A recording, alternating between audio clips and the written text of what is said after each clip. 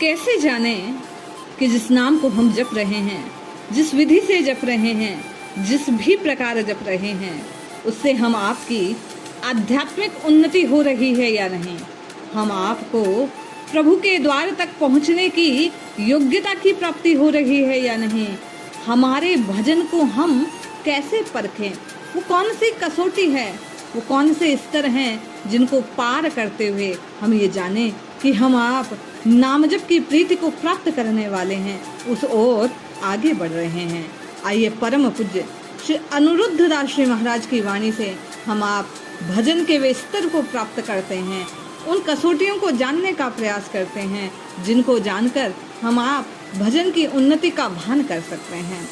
पूज्य महाराज श्री लिखते हैं, भगवत भजन में मन स्वाभाविक रमण करता है या नहीं, ये हम आपको देखना चाहिए। क्या हम केवल जब तक सत्संग सुनते हैं तभी तक कृष्ण भक्ति में, राम जी की भक्ति में, राम जी के स्मरण में रहते हैं, या संसार में रहकर भी बार बार हमारा मन स्वाभाविक रूप से राम प्रीति की ओर, राम स्मरण की ओर लगता है? कोलाहल में मन स्थिर रहता है या नहीं? संसार के कोलाहल को, शोर को सुनकर क्या हम संसार की ओर बह जाते हैं, या उस समय भी हमारे चित्त में, हमारी सुरति में उसी नाम की लो लगी रहती है? मान प्रतिष्ठा से मन दुखी होता है या नहीं?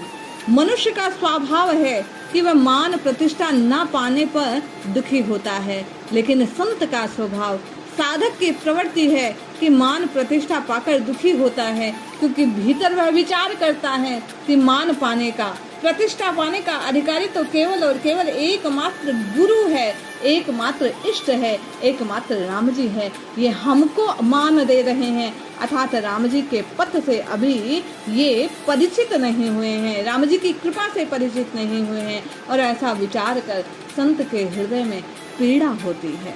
पूज्य महाराज श्री कहते हैं, क्या संकट के सम मन अधीर हो जाता है, मन स्थिर रहता है या नहीं? यदि स्थिर है अर्थात आध्यात्मिक उन्नति हो रही है, नाम का प्रभाव आ रहा है, नाम भजन अपना काम कर रहा है, हमें प्रभु की सत्ता में विश्वास होने लगा है, हम श्रद्धा पूर्वक उस परिस्थिति को प्रभु की कृपा ही जान केवल उसका वहन करते हैं। भजन हेतु उत्साह यदि हृदय में नहीं है, अर्थात आध्यात्मिक उन्नति अभी जीवन में आई नहीं है, अभी भजन का प्रभाव छाने नहीं लगा है, अभी भजन में कोई ना कोई त्रुटि है।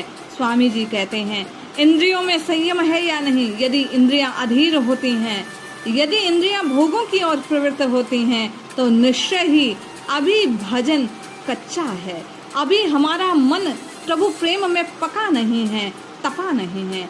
इंद्रियों में संयम ना होना साधक के त्रुटि को संकेत करता है।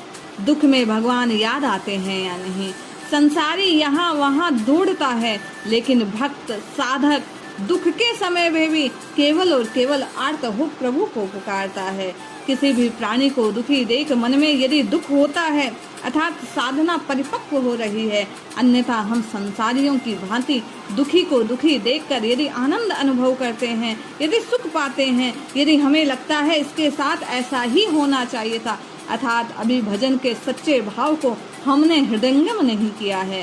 पूज्य महाराज श्री कहते हैं, किसी की निंदा अथवा स्तुति सुनकर मन में यदि घृणा आती है, अर्थात मन अभी कच्चा है। भगवत चर्चा सुनकर मन अधिक सुनने की इच्छा यदि रखता है, अर्थात साधना का प्रभाव छा रहा है। अन्यथा यदि संसार की बातें आपको भाती हैं, इससे तात्पर्य है कि अभी मन में राम जी की कृपा का, राम जी के प्रेम का आनंद छाया नहीं है, इसीलिए संसार अच्छा लग रहा है। प्रत्येक प्राणी का उपकार करने की इच्छा है या नहीं, ये इस बात का द्योतक है। यदि मन उपकार करने पर भी अपने आप को महान ना समझे, अर्थात भजन का प्रभाव है। उपकार करने की इच्छा से सब कुछ करता रहे और स्वयं उससे निष्कामी रहे, अर्थात भजन का प्रभाव छाने लगा है। साधन के परिपक्व होने की, भजन के प्रभाव की सबसे अधिक सकारात्मक सूचिता यही है कि जब संत से मिले तो आनंद की अनुभूति हुए, संत की वाणी को सुनकर उसे हृदयंगम करने की अभिलाषा जगे, सत्संग में रहकर केवल और केवल हरि की चर्चा सुनने की अभिलाषा होती रहे, संत से बिछुड़ने पर अपार दुख का अनुभव हो, संत के चरणों में बैठ अधिक से अधिक समय पर हरि चर्चा का आनंद लेने का ही लोभ बना रहे। भजन आनंद की भूख पहले से अधिक जागृत हो रही है या नहीं, ये बात इस बात को प्रकट करती है। यदि भजन और अधिक अच्छा लगने लगे, भाने लगे, हम और अधिक प्रभु की ओर आकर्षित होने लगे, अर्थात भजन का, कीर्तन का, नाम जप का, साधन का प्रभाव हमारे जीवन में दिखने लगा है। भजन का हास होने पर अंतःकरण दुखी हो, अर्थात भजन का सकारात्मक प्रभाव है। और यदि भजन ना करने पर भी मन कचोटता नहीं है, अर्थात संसार अभी छूटा नहीं है। कभी भगवत, कभी संत, कभी मंदिर, कभी तीर्थ यदि स्वप्न में आते हैं, अर्थात हमारा चित्त निद्रा में भी भगवान की ओर लगा है, ये इस बात का संकेत है। स्वप्न में अष्ट विकार कभी आते नहीं। रात में 2-3 बजे भजन करने की इच्छा मन में उठती हो, भजन में मन मस्ती की लहर दौड़ती हो, ग्राम्य चर्चा से घृणा हो, केवल संत चर्चा, हरि चर्चा सुहाती हो, इंद्रियों का वेग पहले से धीमा पड़ गया हो, कम हो गया हो, तो इसका तात्पर्य है कि हमें भगवान के नाम का प्रभाव, आनंद आने लगा है, हमारे ऊपर साधन काम करने लगा है। आध्यात्मिक उन्नति का प्रभाव है कि इंद्रियां शिथिल होंगी, इंद्रियों के वेग शांत हो जाएंगे, मन इंद्रियां केवल और केवल इष्ट की ओर दौड़ने लगेगी, सभी कर्म भगवान के निमित्त होने लगेंगे, परिणाम भगवान पर छोड़ केवल निष्काम भाव से साधक कर्म करने लगेगा, संसार को दुख का सागर जान उससे निवृत्ति की ओर दौड़ने लगेगा, मौत शीघ्र आ रही है ये जानकर, जीवन की क्षण भंगुरता को जानकर भजन के लिए हृदय में अग्नि जलने लगेगी और अधिक भजन बनने लगेगा। नीचे के स्तर के भक्तों को झुककर सम्मान रहेगा और स्वयं से ऊंचे भक्तों का सानिध्य पाने की लालसा हृदय में जागृत होगी। साधन में रुचि का, साधन में स्तर के बढ़ने का, आध्यात्मिक उन्नति का महाराज श्री कहते हैं ये भाव रहेगा कि जब जब गुरुदेव को देखेंगे तो भगवान का प्यारा उनको जानकर, अनुभव करके उनकी सेवा में लीन रहने का भाव साधक के हृदय में जागृत होगा।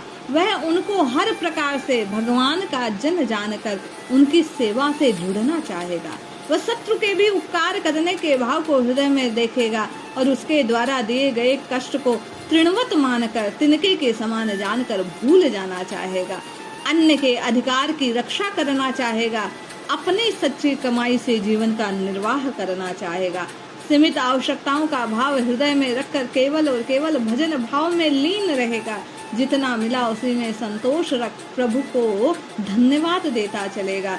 मंदिर में ठाकुर के भाव से दर्शन करने लगेगा और स्मरण कीर्तन में अपने आप को शुद्ध सात्विक भाव रखते हुए केवल उसी में लीन रखेगा। यदि उक्त अवस्थाएं, महाराज श्री कहते हैं, ये अवस्थाएं हृदय में उदित होने लगी है तो जानना चाहिए कि भजन स्तर दर्पण स्पष्ट दृष्टिगोचर हो रहा है। यही भगवत शरणागति का असली वास्तविक रूप है। भगवान का नाम, भगवान की सेवा करने वाले संत और पीड़ित को देखकर जब भगवान के प्रति और अधिक श्रद्धा हृदय में उत्पन्न हो तो जाने कि हम आप आध्यात्मिक उन्नति को प्राप्त हो रहे हैं।